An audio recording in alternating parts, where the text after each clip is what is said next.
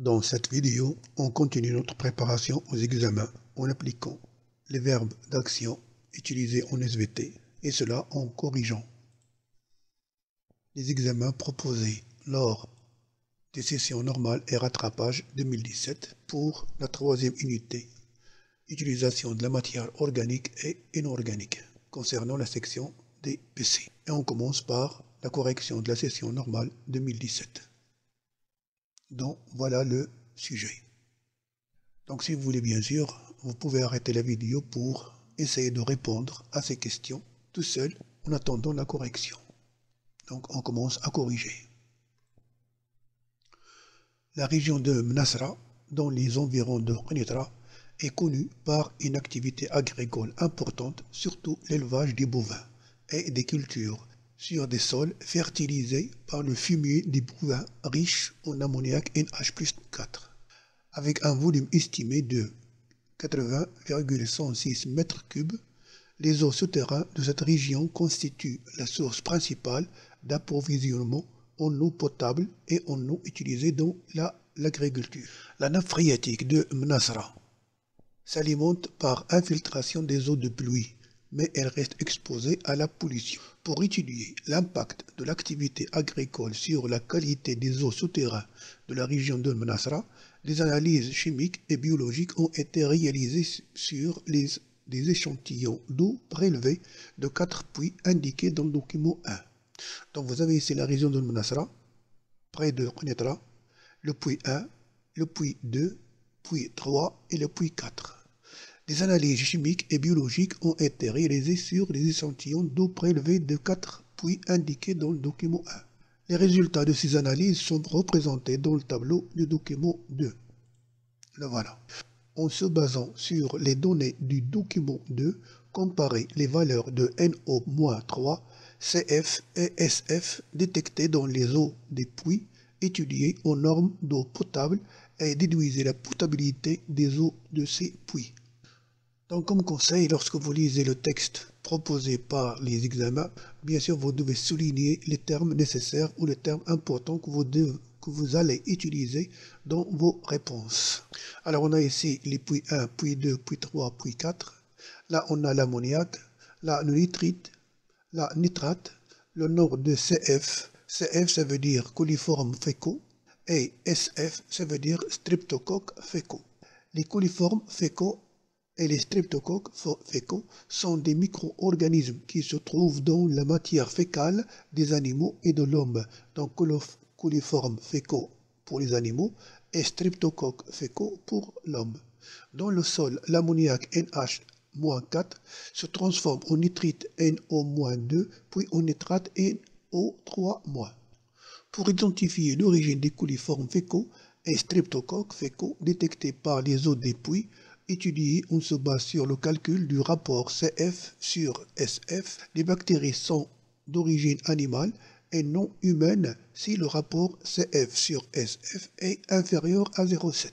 Et là, on vous donne bien sûr les données qu'on a en comparaison avec les normes d'eau potable. Donc, ce que vous devez faire maintenant pour répondre à la première question, c'est de comparer ces valeurs. Alors, qu'est-ce qu'on peut constater? Pour le nitrate, les valeurs sont supérieures. Remarquez ici, les valeurs sont supérieures pour les puits 2, 3 et 4 si on compare avec les normes d'eau potable et inférieures pour le puits 1. Pour les CF et SF. Alors pour le CF, qu'est-ce qu'on constate? Que les puits 1, 2, 3 sont riches en matière féco-animale alors que le puits 4, non. Par contre, le puits 1, 2, 3, 4 sont plus pollués en matière de fécaux humaine, c'est-à-dire SF, que on peut déduire bien sûr que les 4 puits présentent des eaux qui ne sont pas buvables par l'homme, c'est-à-dire elles présentent une eau qui est non potable. Donc la comparaison des données montre que la concentration du nitrate dans l'eau du puits P1 est inférieure à celle de la norme d'eau potable, alors que cette concentration est supérieure à la norme dans les autres puits. Dans les eaux des puits P1, P2 et P3, la norme des coliformes fécaux dépasse la norme d'eau potable, alors que les eaux du puits numéro 4 restent dans la norme, c'est-à-dire absentes de coliformes fécaux. Alors que dans les eaux des 4 puits, la norme des streptocoques fécaux dépasse la norme. Donc, qu'est-ce qu'on peut déduire? C'est que les eaux des 4 puits étudiés sont polluées, donc non potables, c'est-à-dire imbuvables par l'homme. Deuxième question. On vous demande de calculer le rapport CF sur SF. D'ailleurs, on vous donne ici les valeurs. Donc, CF sur SF, CF sur SF, etc. Donc, on n'a qu'à présenter ou avoir une machine à calculer pour déterminer ces valeurs. Pour les 4, c'est-à-dire calculer le rapport CF sur SF pour les 4 puits, puis déduire l'origine des coliformes streptocoques fécaux détectés dans les eaux des puits étudiés. Donc le rapport, on n'a qu'à faire des calculs en présentant par exemple pour le puits 1, 380 sur 1250 10 à la puissance 3 et on n'a qu'à faire le calcul pour avoir le résultat. Donc pour le puits P1, 280 sur 1250 10 à la puissance 3, donc 0,003. Pour le P2, on a 0,06. P3, on a 0,02. Et P4, on a 0. Et on nous donne ici que déterminer, déduisez l'origine des coliformes et streptocoques fécaux détectés dans les eaux des puits étudiés. On vous donne ici une information que les bactéries sont d'origine animale et non humaine si le rapport CF sur SF est inférieur à 0,7. Or, on voit bien que toutes ces valeurs, bien sûr, sont inférieures à 0,7, ce qui prouve que l'origine des matières fécaux qu'on a dans ces puits provient bien sûr d'origine animale et non humaine. Donc, comme déduction, le rapport calculé pour les 4 puits est inférieur à 0,7, ce qui juge l'origine animale et non humaine des CF et SF détectés dans les eaux des puits étudiés. Et dernièrement, on vous demande, en se basant sur les données de documents 1 et 2, sur vos connaissances aussi, expliquer l'origine de la pollution des eaux souterraines de la région de Mnassara par les nitrates. Or, on a donné ici que les nitrates proviennent d'une transformation de l'ammoniac. Et on sait que les matières fécaux, surtout les matières fécaux des bovins, elle est riche en ammoniac. Et puisque cette population, bien sûr, fertilise le sol par des matières fécaux des bovins, donc ça enrichit ce sol en ammoniac qui se transforme en nitrite puis en nitrate. Le nitrate qu'on a ici, bien sûr, va s'infiltrer grâce aux pluies vers les eaux souterraines qui sont bien sûr la source de l'eau potable de ces gens-là. Et puisqu'il s'enrichit en nitrate, donc il devient une eau polluée par le nitrate. Donc il est imbuvable. Dans l'explication de la pollution des eaux souterraines de la région de Mnassara, utilisation intensive du fumier des bovins enrichi, c'est-à-dire enrichissement du sol par l'ammoniac, transformation de l'ammoniac en nitrite puis en nitrate, et infiltration de nitrate sous l'action des eaux de pluie vers les eaux souterraines, augmentation de la concentration du nitrate dans ces eaux, donc pollution des eaux souterraines de Mnassara. Afin de trouver des solutions au problème de la pollution des eaux souterraines par les nitrates, on propose l'exploitation des données suivantes. La culture de la févérole, c'est-à-dire les fèves, c'est-à-dire la culture des fèves, contribue à l'enrichissement du sol en azote minéral facilement assimilable par les plantes. À titre d'exemple, une févérole d'hiver laisse dans le sol de l'azote minéral qui couvre environ 67% des besoins d'autres cultures comme le blé. Le document 3 montre la variation de la teneur en nitrate d'une eau souterraine en fonction des pratiques agricoles dans une région de la France durant la période allant de 1963 à 1988. Et on vous demande d'écrire la variation de la teneur en nitrate des eaux souterraines en fonction des pratiques agricoles illustrées dans le document 3 et proposer une solution appropriée pour améliorer la qualité des eaux souterraines dans la région de Mnassara. Alors, si on remarque ici, de la période 1, alors on vous donne ici la teneur, la concentration de la teneur en nitrate, et là bien sûr en fonction des années. Lors de la période 1, c'est-à-dire sol non cultivé. La période 2, culture alternée avec la févrole. Vous remarquez bien que la teneur en nitrate est inférieure à la norme. Alors que la période 3, fertilisation des sols par le fumier des bovins, la quantité ou la concentration de nitrates augmente. Et arrêt de l'utilisation pendant la période 4, vous voyez bien qu'il diminue. Donc bien sûr, on n'a qu'à utiliser ces données, c'est-à-dire les données qu'on va donner ici, et le graphe qu'on découpe en 4 phases pour décrire ce graphe. Donc on peut le constater ici, durant la période 1 et 2, c'est-à-dire le sol non cultivé et le sol cultivé avec la févrole, on constate que la quantité ou la teneur en nitrate est inférieure à la norme, ce qui laisse que les eaux sont potables. Alors que la fertilisation du sol par le fumier de bovin augmente la concentration en nitrate, ce qui rend cette eau bien sûr non buvable ou impropre, c'est-à-dire polluée. Alors que l'arrêt de l'utilisation du fumier laisse diminuer progressivement cette concentration en nitrate. Alors ce qu'on peut proposer comme solution appropriée, bien sûr, soit arrêter l'utilisation du fumier ou réaliser une alternance. Une alternance entre, c'est-à-dire la culture du fève avec d'autres cultures. Donc, description de la variation de la teneur en nitrate des eaux souterrains en fonction des pratiques agricoles. Dans le sol non cultivé et le sol cultivé en rotation avec la févrole, la concentration des nitrates des eaux souterrains est inférieure à 50 mg par litre, inférieure à la norme, donc reste dans la norme de potabilité. Alors que pendant la période 3, la fertilisation du sol par le fumier des bovins engendre une forte augmentation de la teneur en nitrate des eaux souterraines qui atteignent à peu près 120 mg par litre, donc dépasse la norme de potabilité. Et la période 4, on constate que l'arrêt de l'utilisation du fumier des bovins dans la fertilisation du sol est accompagné par une diminution progressive de la teneur en nitrate des eaux souterraines qui se rapproche à la norme de potabilité.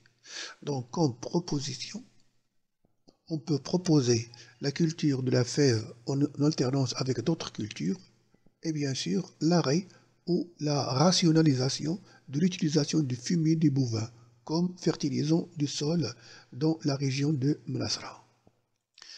Maintenant, on passe à la correction de l'examen proposé à la session de rattrapage 2017. À la 22e conférence des parties, c'est-à-dire la COP 22, à la Convention cadre des Nations Unies sur les changements climatiques, tenue du 7 au 18 novembre 2016 à Marrakech, les pays participants se sont mis d'accord pour concrétiser les différents axes retenus dans l'accord de Paris COP 21 afin d'éviter des catastrophes écologiques imminentes à l'horizon de 2050, qui résulteraient de l'aggravation de l'effet de serre. L'accord a fixé comme objectif la réduction du réchauffement de la planète de 2 degrés.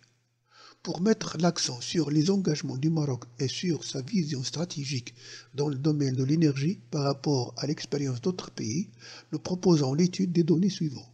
Le dioxyde de carbone, le CO2, est un gaz à effet de serre. Son émission dans l'atmosphère a connu une augmentation progressive le long du dernier cycle. Le document 1 montre la production mondiale d'électricité selon les différentes sources utilisées en 2006, figure A, et l'émission de CO2 dans l'atmosphère selon ces sources dans la figure B. En exploitant les figures du document 1, A et B, montrer la relation entre l'effet de serre et la production d'électricité. Alors remarquez ici, les substances qui sont responsables de l'augmentation de la concentration du CO2 sont le charbon, le pétrole et les gaz. Donc l'utilisation du charbon, pétrole et gaz présente à peu près 68% de la production mondiale de l'électricité. Bien sûr en utilisant ces substances, c'est-à-dire le charbon, le pétrole et le gaz. Alors que d'après le document, d'après la figure B, on constate que le charbon, le pétrole et le gaz sont qui sont les plus utilisés, sont les plus responsables de l'émission de la quantité de CO2. Donc l'utilisation de ces substances-là, de ces sources d'énergie-là, sont responsables de l'augmentation de l'émission de CO2 dans l'atmosphère, ce qui montre la relation entre l'utilisation de ces sources énergétiques et l'augmentation du CO2.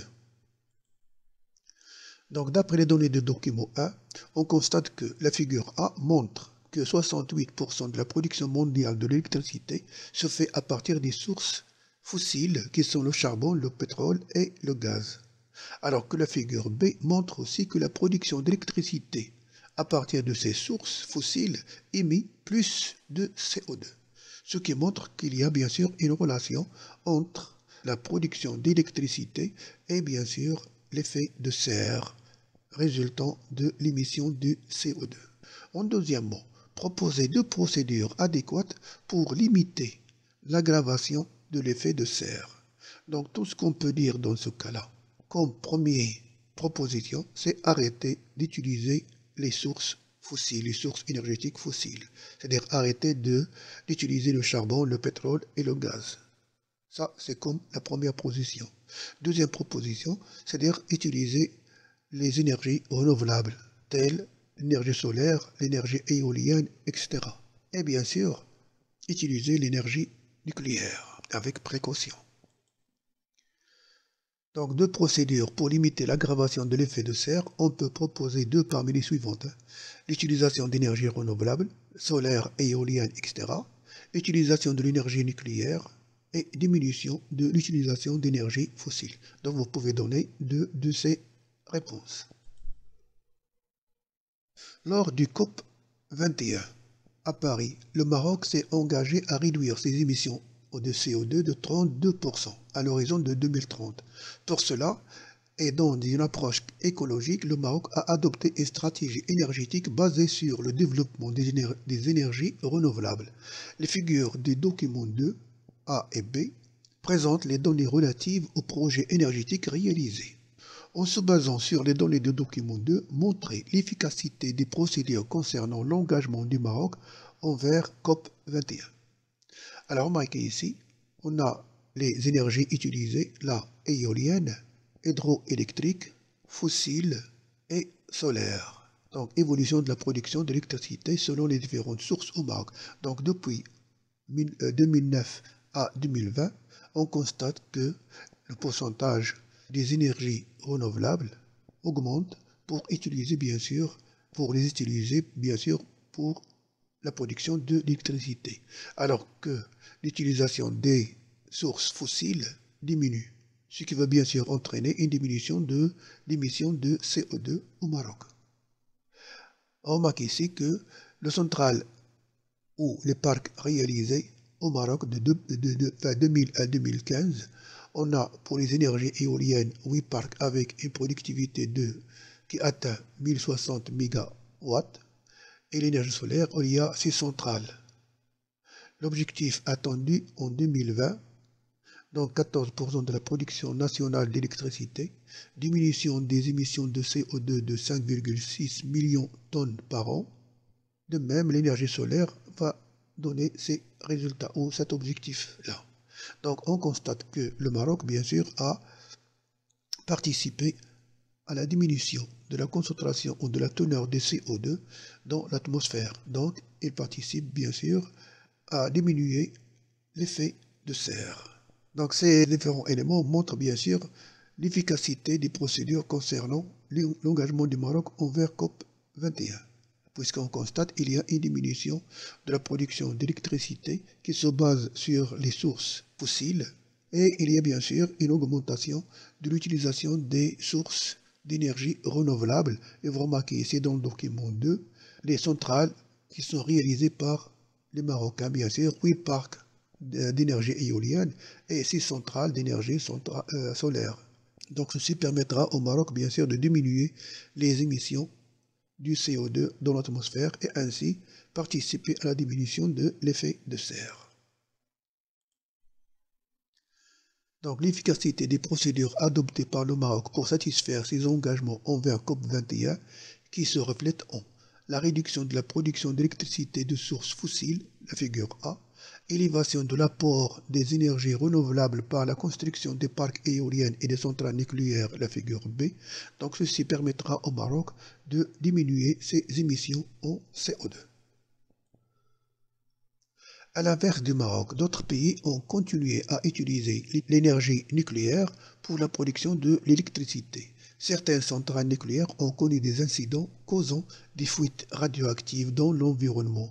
Le document 3 présente des données en relation avec certains de ces incidents. On a ici le cas de Tchernobyl et là on a aussi le cas de Fukushima. Donc Tchernobyl en Ukraine et Fukushima au Japon. Là on a bien sûr les éléments radioactifs, le césium et des gaz rares. La figure B montre l'estimation du nombre des décès atteints de cancer suite à la catastrophe de Tchernobyl. En exploitant les données du document 3, déterminer les effets de l'utilisation de l'énergie nucléaire dans la production de l'électricité. Bien sûr, lorsqu'on utilise comme source d'énergie pour la production de l'électricité, bien sûr, lorsqu'on utilise le nucléaire comme source pour produire l'électricité, on a une grande production d'électricité. Mais il y a le problème de fuite de ces éléments radioactifs qui vont bien sûr entraîner des actions néfastes sur l'environnement et bien sûr sur l'homme. Remarquez ici l'homme qui atteint ou qui absorbe ces éléments radioactifs, bien sûr va entraîner l'apparition de certains cancers et bien sûr va entraîner la mort de l'individu. Donc ces éléments radioactifs entraînent une pollution de l'environnement et bien sûr sont catastrophes pour l'homme. L'utilisation d'énergie nucléaire compte un risque de la libération des éléments radioactifs, l'iode radioactif et le césium, figure A, ce qui entraîne de graves conséquences sur l'environnement, c'est-à-dire la pollution nucléaire, et la santé humaine, c'est-à-dire des graves conséquences sur la santé humaine, élévation de cas de cancer et de la morbidité, c'est-à-dire la mortalité. Il y a des gens qui sont bien sûr morts à cause de ces cancers. À partir des données précédentes, donnez votre opinion à propos des choix énergétiques du Maroc par rapport au modèle d'énergie nucléaire adopté par d'autres pays. Puisqu'on vous dit ici, on vous demande ici, donnez votre opinion. Donc chacun a son opinion. Donc il n'y a pas une réponse unique pour cette question. Chacun a son opinion. Mais bien sûr, l'opinion doit être en relation avec les données qu'on a traitées ici. Donc la production d'électricité par les centrales nucléaires est importante. Mais les dangers qui peuvent surgir suite aux incidents au niveau de ces centrales sont énormes sur l'environnement et la santé de l'homme. C'est pourquoi le Maroc a adopté une stratégie énergétique basée sur les énergies renouvelables. Ces dernières, même si elles ne produisent pas autant d'énergie que des centrales nucléaires, elles offrent une énergie propre qui ne présente aucun danger sur l'environnement et sur la santé de l'homme. Donc, toute réponse visant la compétence de l'expression d'opinion justifiée et acceptée. Donc, comme d'habitude, avant de vous quitter, je vous laisse ici les examens proposés lors des sessions 2018 pour la session normale que j'espère vous allez réaliser chez vous. Et là, pour la session de rattrapage, bien sûr, les deux examens sont du raisonnement scientifique. Et avant de vous quitter, je vous souhaite bon courage et à bientôt.